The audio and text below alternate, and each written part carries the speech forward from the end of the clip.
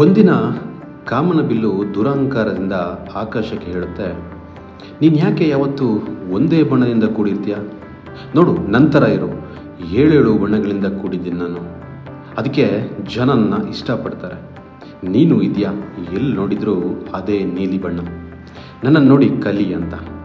ಅದಕ್ಕೆ ಆಕಾಶ ನಗನಗುತ್ತಾ ಹೇಳುತ್ತೆ, ಅಯ್ಯೋ ಮಂಕೆ, ನಿನ್ನ ಜನ ಇಷ್ಟಪಡ್ಬೋದು, ಆದರೆ ಎಷ್ಟೊತ್ತು?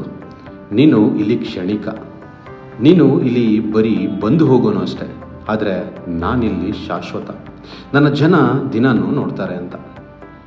ನಮ್ಮ ಜೀವನದಲ್ಲೂ ಅಷ್ಟೆ, ಬಣ್ಣಗಳನ್ನು ಬದಲಾಯಿಸ್ಕೊಂಡು ಬೂಟಾಟಿಕೆ ಜೀವನ ನಡೆಸೋರನ್ನು ಎಲ್ಲರೂ ಇಷ್ಟಪಡ್ತಾರೆ.